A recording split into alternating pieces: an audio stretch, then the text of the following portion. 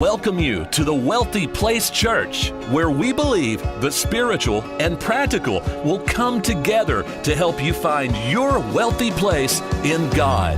Our foundation scripture, "Thou hast caused men to ride over our heads. We went through fire and through water, but thou broughtest us out into a wealthy place." Psalms 66:12.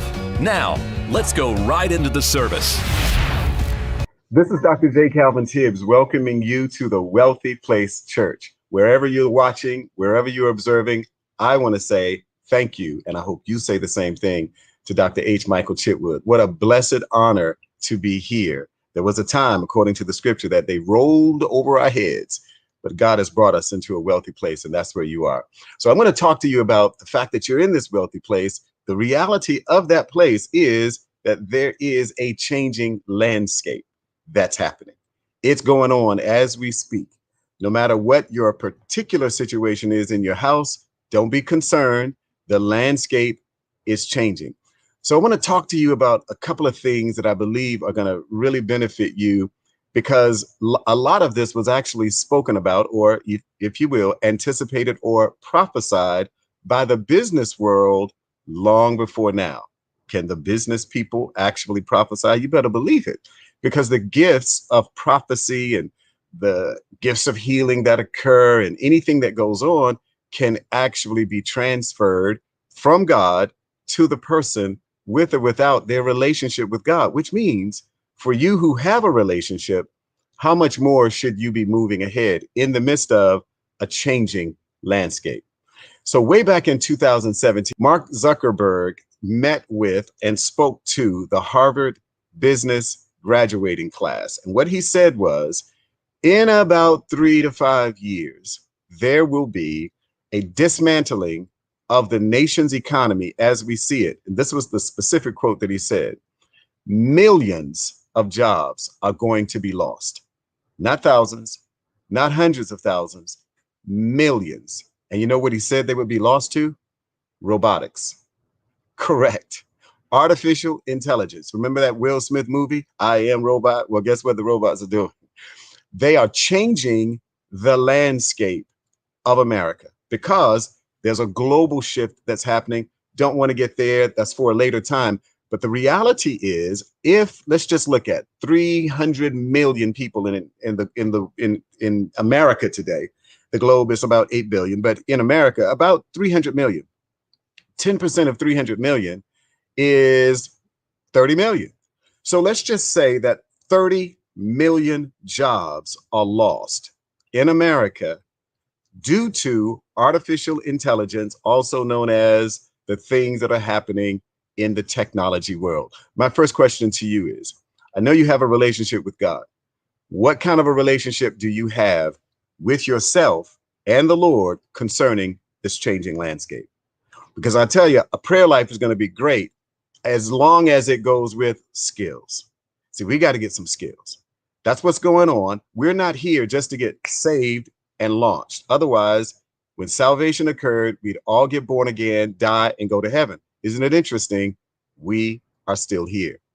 If we're here and the landscape is changing, what's our purpose? What are we here for? What are we supposed to be doing? We surely shouldn't just sit there and watch it all go by, pray and wonder, cry, do the best you can to squeak out a living. That's not God's best. In fact, it's not even God's least. He called you into far more than what might be being lived at this very moment. And the reason why perhaps we're not connecting with the fact that the world is changing and they know it is because maybe we don't know what our purpose is. Maybe we are actually suffering from a deficit in our purpose, also known as purpose deficit disorder. Now, I know you may not have heard of PDD before. There are a bunch of names out there for a lot of different things going on, but PDD is absolutely a disease of the soul. It's resting right inside of all of us who love God, all of those who don't love God. It doesn't matter. If you don't know your purpose, you are suffering from a purpose deficit. That, my friends, is a disorder. It's such a disorder that if we don't connect with our purpose, we're going to have some difficult times when the landscape changes. Now, When Zuckerberg made that statement, his point along that line continued, and he said essentially that companies are going to have more of an attention and focus on meaning. He said there has to be a meaning associated with work or the workforce. Because think about it. If 300 or 30 million jobs are lost, then you got a bunch of folks who are going to hold on to their jobs, even if they hate it. Why? Because at least I have income.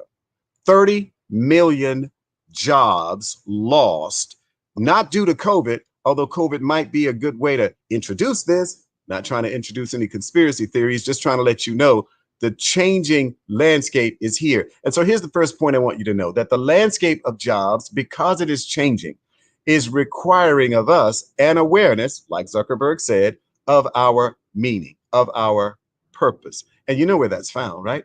Romans 8:28. And we know, what do we know? We know that all things are working together. 30 million jobs? How is that possible? Let's finish the verse. We know that all things are working together for the good. For who? For those who love the Lord, for those who are called in accordance with his purpose. Now, there's an interesting thing there I don't have a lot of time to go into, but I'll tell you this. That word purpose there is translated showbread, or the bread of the presence. Okay, all things are working together in a changing landscape when the landscape of jobs is changing for the good for those who have some bread. Well, this is what it means. The showbread is positioned inside of a place where the priesthood did their work. That's your prayer life. So there's some place in your life that there ought to be substantive, for real conversation between you and God, because the bread on the table was literally set across from the light or the menorah of God, and they were triangulated, if you will, to where the prayer box was, the altar of incense. So here's the point. 12 loaves of bread were on the table across from God. Your life, your brothers, your family, your friends, all of us are across from God at the table. Now, what are you sitting on the table doing? Your purpose. But if you don't know your purpose, you are sitting on the table in a PDD condition. PDD is the purpose deficit that many people have because they don't know why they're just there, why they're sitting there. Why are they in this group? Why are they not in another group? What's God doing over here? If he knows what's happening to us, why doesn't he do something? Because he gave you such a purpose that is so strong, it is not only able to overcome the disorder, it's able to overcome the changing landscape in America today. Now, check this out. Here are 3 quick problems, and I'm going to give you 3 quick solutions. And these are kind of like what Dr. Chitwood would do, because I'm telling you, if you listen to him, your life's going to change on multiple levels. If you don't listen to him, you're going to have some challenges. Check this out. He is the authority as the coach on finances. He's the authority. And you know what? Authority and influence is under attack. That's the first problem to your purpose. The first problem to your purpose is that authority and influence is under attack.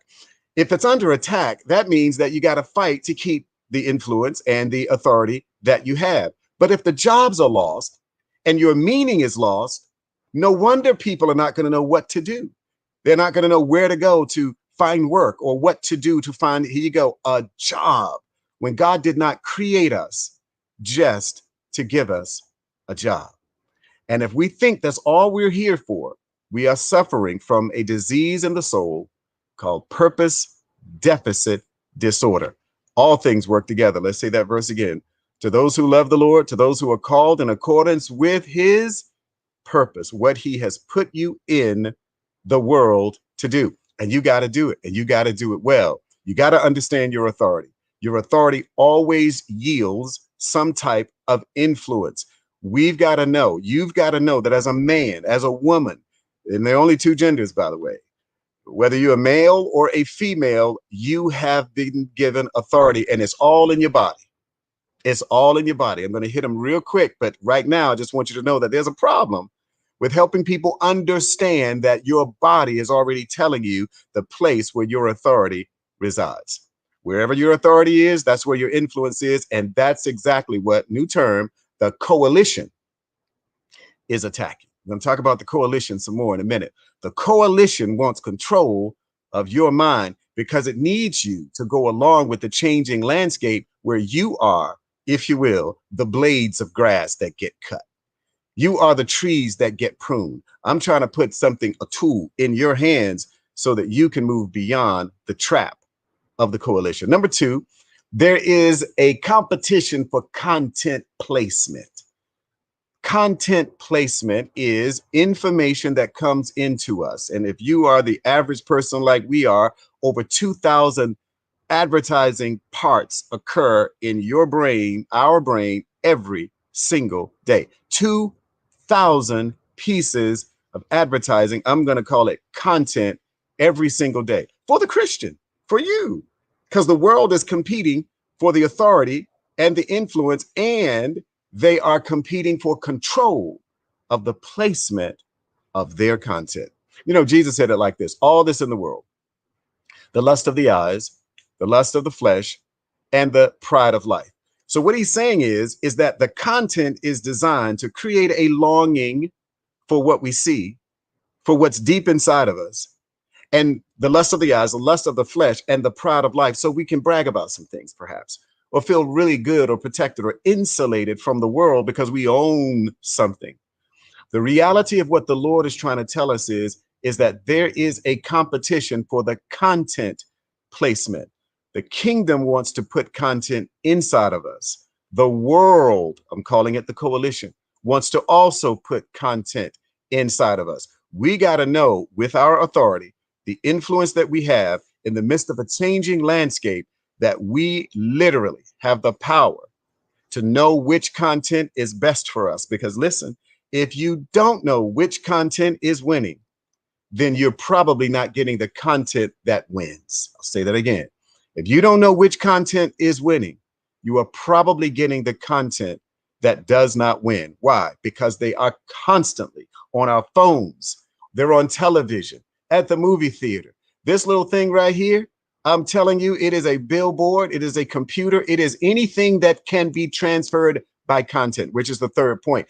Technology is going to be used. It is used to deliver the coalition's content, which is designed to exploit the weaknesses in your purpose. I will say it again because I heard you say that again. I'm saying it again. Technology, this phone right here, and the method by which you're listening to this, is used by the coalition to deliver the content which is designed to exploit the weaknesses in your purpose. What are the weaknesses in your purpose? What are the weaknesses in your bread? What is the weakness in where you have been placed across from God? You know what that is? You want me to tell you? Because time is moving, I'm going to tell you right now. It's 3 alphabets. Correct. The first one begins with P. The second one begins with D. The third one begins with D. It's purpose, deficit, disorder. If you don't know, if you can't answer 3 big purpose questions, the first one is, why am I here? The second one is, what am I supposed to do? And the third one is, can I get some help from the one that made me? And the answer is yes to number 3. But I want to deal with number 1 because I say again, technology is used to deliver Egypt's, or what I'll call the coalition's, content, which is designed to exploit the weaknesses, which include people not knowing what they're here for. So the very technology that's taking over nearly 30 million jobs at some point, and it's already happening, because you know what I found out just the other day about COVID? 40% of the jobs aren't coming back. So if 40% of the jobs in America are not coming back, you already have your 30 million jobs lost. There is a changing landscape in America. The job market is changing, and we've got to recognize what we should be doing with our authority, where we have influence, and understand that there is a competition that we've got to win, where the kingdom's information is greater than the content that comes from the coalition. And you got to understand that if you have one of these, you might as well have your business on one of these. Because if you do not get between where money is and where money is going, even with a prayer life, you may struggle because the landscape is changing. So check this out. Let's deal for a minute here with the reality that technology is being used for this exploitation. What is it really trying to exploit? Because in the end, why are you the prize? Well, you're the prize because of your authority. The darkness doesn't want you to have it, because if you do, you'll use it against him. The darkness does not want you to use your influence. Why? Because if you use your influence against him, then he can't take your life. He can't control you, which is what this is really all about. So let's talk about some solutions here for just a minute, because you got to have some answers if you got a problem. But let me make sure I encourage you with this. Dr. Miles Monroe made it very clear that wherever there's a promised land, there are giants. It's just how it works. I know, I just wish we could just get to Christmas without having to work through the shopping and the making of money and all that. But you can't get to this till you get to that. Every promise that ever has been told to you has some problems. It just does. So now, having gone through the problems, let's talk about some solutions. So let's deal with number one here. Number one is that if you're a man, you are the cornerstone of purpose. If I'm talking to a male, you are the cornerstone of purpose. If I'm talking to a female, you are the incubators of purpose. All right. So now we're dealing with how to look at your body to decode it for what it is you're here for in the midst of a changing landscape. So if you're a man, once again, men are the cornerstones of purpose. How do you know that? Well, because Adam was here first. Why? Because a part of his role is to guide, guard, and govern. It's part of his DNA. Every male is supposed to guard, guide, and govern a household. Now, if that's the case, then your purpose is found in what you're guarding, who you're guiding, and what influence you're bringing. Guard, guide, and govern. Who are you governing? The first government is you. You got to govern you. And I know you're out there, my brothers, and I love you. Many of us know more about what we want to occur than what is happening. It's like, where are the football games and where are the basketball games? Who cares if we don't know where your purpose is? Who cares? Who cares that all this other stuff is going on if we're not governing what he gave us? He didn't govern us to be the statistician for LeBron James and whatever football team you may or may not like. He put us here to guard, guide, and govern individuals that he brings into our lives, starting with, if you're married, your spouse, continuing if you're married, with your children. And if you're not married with children, you start with yourself, and then you become your brother's keeper, because he brings people into the keep for your purpose to guard, guide, and govern. I want to get to the ladies for a second, because I'm going to tell you, ladies incubate what guys should be planting. If there is no seed, she won't incubate. She won't nurture. So there are some brothers out there, some men. I'm not talking about color brothers. Well, we're all one color, multiple shades. I don't know if you knew that, but we are one color, multiple shades. So if I'm talking to you and you have a wife, you got to recognize that if you're not planting her seed, she's not incubating a thing. So you wonder why she's not happy, or she's frustrated, or always spending, because she has nothing to nurture.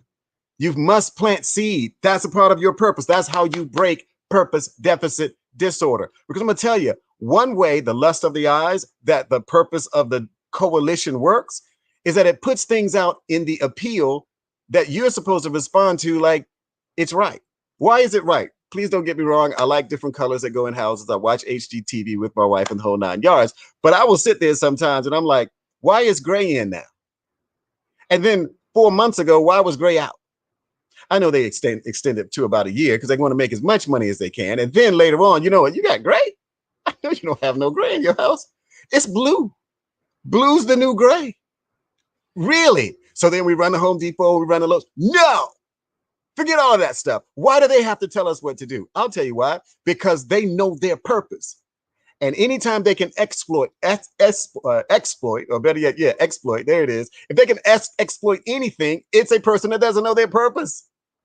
And so PDD kicks in, and all of a sudden your wallet comes out, and then you just buying away, just making sure you're up to date with what the coalition says. Well, who is the coalition? Well, it's the credit card companies, first of all, because if you don't have a credit card, because cash is being, moved out, they have issues. So not only do you need a credit card, but you got to have a merchant, because the merchant is the place where you make the purchases from, right? Well, we're not done yet. You got to be able to see this. You got to be able to see this, right? How are you going to see it if you don't have a media, third part of the coalition? So between the credit card companies, between the media, the merchants, and the banks, the coalition works to exploit growth potential, your purpose. And if they can do it well, you'll be happy as long as you are doing what they say the culture is responding to. It's a crazy deal. Why are there so many concerns about likes? Well, if you got a business, that's why. But if you really have a problem, you're not having likes on Facebook or a following on any form of social media can actually cause some challenges to some folks because they don't know their purpose, which means they're suffering from the deficit. So the point is, a woman can't incubate a seed that has not been sown. And I tell you, I was just listening to a man of God, Dr. James Payne, who showed us the seed, the size, not even of your fingernail, almost just the size of just the edge of this pin here. And he said, you know what this is? This is a 240-foot, 35-foot round sequoia. See, that's what women do. They take something small and they brood over it. They incubate it. That's their purpose. It's in their body. It's below the waist. See, some of our purpose is below the waist. But if we don't understand above the waist how to think, then when the changing landscape of jobs in America hits, folks will be displaced because they have not understood their place and their purpose. So let's take a look at this other component here, because this is going to really sort of bring you around to this. Now, I don't have a lot of time to go over all of it, but I'll give you at least this much. In order to get free from, be moved beyond the diagnosis of PDD because of this changing landscape that's in America, you've got to understand where the hints are that you can depend upon to accomplish your purpose, because you've been called in accordance with a purpose. So check it out. There are 8 items. I want you to think about it. You're looking at it. Well, you're looking at 6 of them. My head, your head, is a real easy clue for what your purpose should involve. Your eyes, your nose, your ears, and your mouth. So I just gave you 5 hints. I'm going to come and talk about them just in a minute. And then you have, on top of that, your eyes, your ears, your mouth, your nose. And when you look at the head crown, this is very interesting, the head crown. The head is where the thinking comes in. It's where the bowing comes in. It's the seat of your soul. And if your soul does not understand the purpose of your eyes, it will look all over the place except for where it should be looking for its purpose. If your ears are not connected to purpose, you'll listen to things that have nothing to do with you, and you'll find yourself being pulled along by the purpose of the explorer, the coalition. If you're not careful, your nose, which is where your attitude is, you'll be smelling everything that's going on in everybody's business but yours, because the discernment inside of the nose is the capacity for you to smell out whether or not this is a good idea for you. See, your mouth, the 4th component of this, is what you speak. What's happening in your words? Are you correcting your course, or are you creating disaster? See, that just depends on how you're moving or how you're using your mouth. So if you put together your ears, your eyes, your nose, your mouth, let's look at your hands next. Your hands have a set of fingerprints like no other in the entire universe. So no matter what goes on with this changing landscape, your fingerprints ought to be placed in places where purpose is being fulfilled in you. If not, the coalition will use technology to exploit your purpose by getting you to reach for things that don't even belong on your table. The final 2 areas, okay, so we have these 5. Again, the ears, the eyes, the nose, the mouth, the head, the hands. I've given you 6 of them. And then the sexual organs. On TV or the religious broadcast, number 1 is not religious. This is kingdom stuff. This is what happens when you come to the Wealthy Place Church. You get the truth. You have a sexual organ, my brother and my sister. You do. You know why? Because he wants you to walk in your design. Once again, men should be planting seed, not all over town, but in the place where your purpose is. Women incubate with their sexual organ. You know what they should be incubating? Not seed from everywhere, seed from somewhere that fits your incubation design potential. Isn't it good to know that you're not responsible for everybody, but only for somebody, and even more specifically, some seed? Because check it.